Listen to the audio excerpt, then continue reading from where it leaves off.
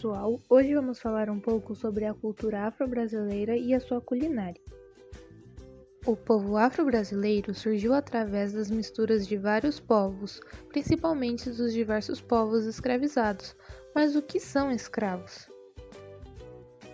Escravos são pessoas que são tiradas da sua liberdade e obrigadas a servirem outras pessoas sem questionarem nem receber nada em troca. Antigamente, as pessoas que não eram brancas não tinham direitos e não eram bem tratados. Por isso, muitos foram obrigados a se tornarem escravos, servindo as pessoas de poder. E muitos dos escravos aqui no Brasil vieram da África. Os escravos que foram trazidos para o Brasil pelos portugueses vieram de duas regiões do continente africano, o Congo, no Moçambique, e Angola. Vieram de lá os bantus, grupos étnicos das regiões Centro-Sul e Nordeste da África. E como esses escravos africanos chegaram aqui?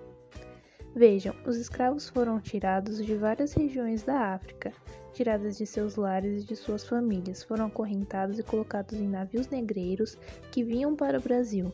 Chegando aqui, foram divididos para diversos lugares para trabalharem. Mesmo vivendo na escravidão, os africanos tinham contato com os indígenas aqui do Brasil, e eles trocavam experiências vividas e conhecimentos entre eles, e com isso começou a ser formada uma nova cultura, a cultura afro-brasileira.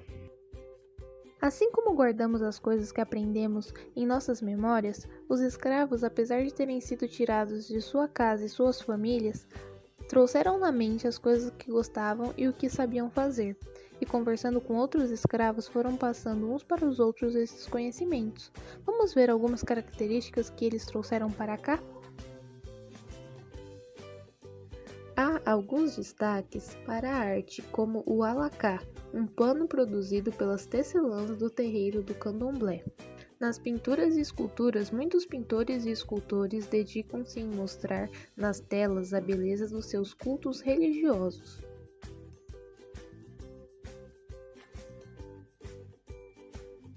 Nas manifestações artísticas, destacam-se o maracatu, o frevo, a capoeira, além da adaptação feita pela prática da celebração do carnaval.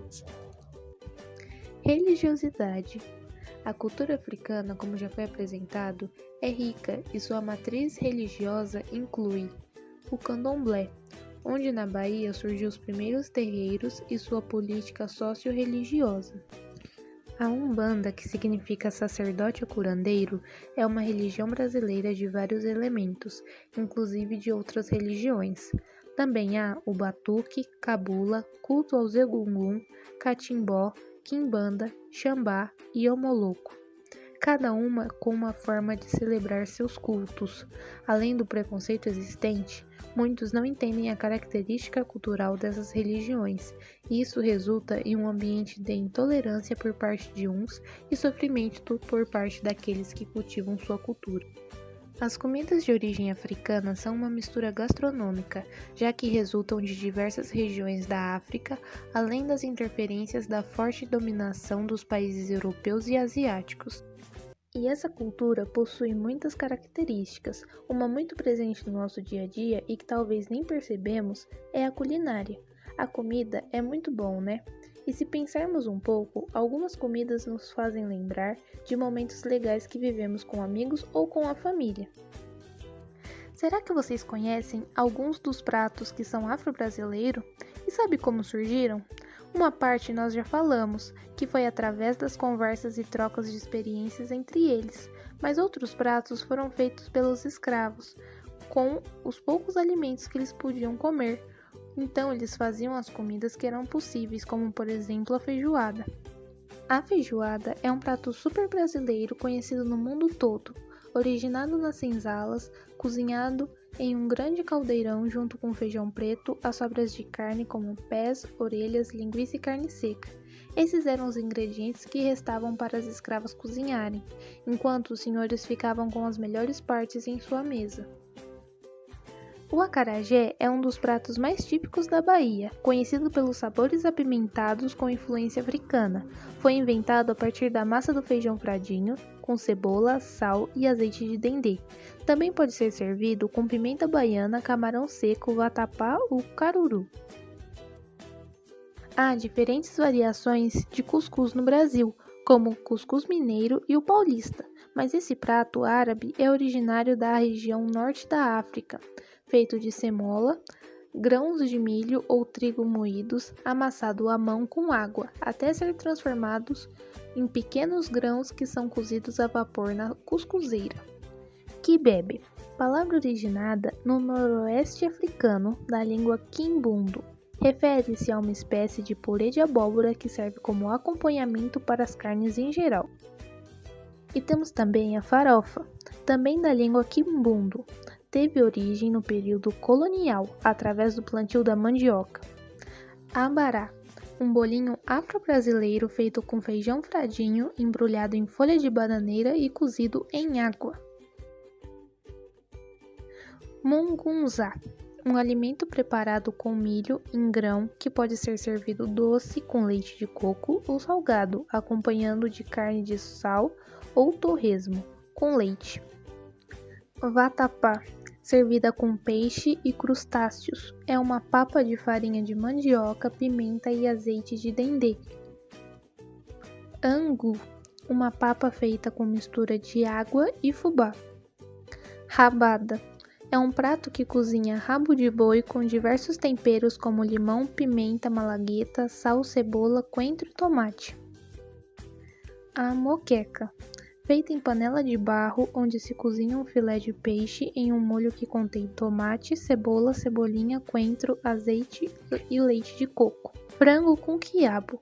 Geralmente, o frango é preparado na banha do porco junto com quiabo, sal, cebola e tomate. Trazido pelos mercadores de escravos, vieram da África alguns alimentos.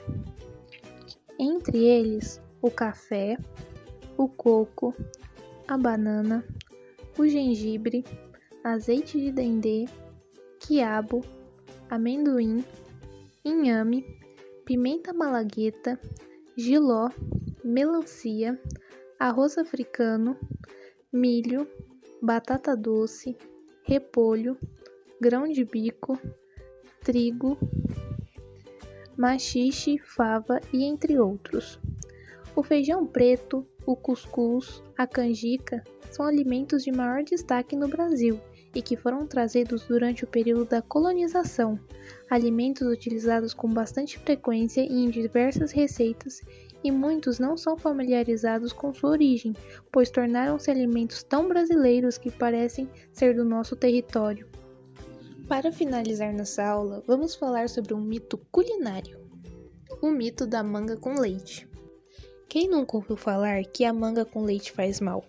Pois é, esse mito popular brasileiro é muito conhecido, mas vocês sabem de onde ele surgiu? Bom, vamos lá. Esse mito popular vem de muito tempo, da época da escravidão no Brasil. Nesse tempo, um dos ingredientes mais empregados na alimentação dos escravos era o leite. E a tão famosa manga era uma fruta destinada aos nobres, já que ela era originária da Índia, sendo assim destinado só à elite. Agora vem a explicação do mito. Os senhores não podiam proibir os escravos de comerem as mangas, já que era quase impossível porque tinha muita abundância dessa fruta. Então, os senhores de engenho inventaram a crença de que manga com leite fazia mal e que se misturassem os dois poderiam levar a pessoa à morte. Pois é, inventaram essa crença só para que os escravos não comessem a fruta. Como visto, são pratos que aqui ganharam novos incrementos e passaram a ser típicos pratos afro-brasileiros, a maioria bem presentes em diversas mesas. E seu preparo resulta em diversas trocas entre as famílias, receitas que são passadas de geração em geração e receitas servidas em momentos marcantes que permanecem na mente e, quando saboreado novamente, transporta a pessoa para esta lembrança. A cozinha integra diversas experiências e costumes e contribui para a manifestação de culturas. Nossa aula chegou ao fim e eu espero que todos possam ter aprendido um pouco sobre a riqueza da cultura afro-brasileira e a importância que ela tem em nossas vidas. Muito obrigada e até a próxima aula!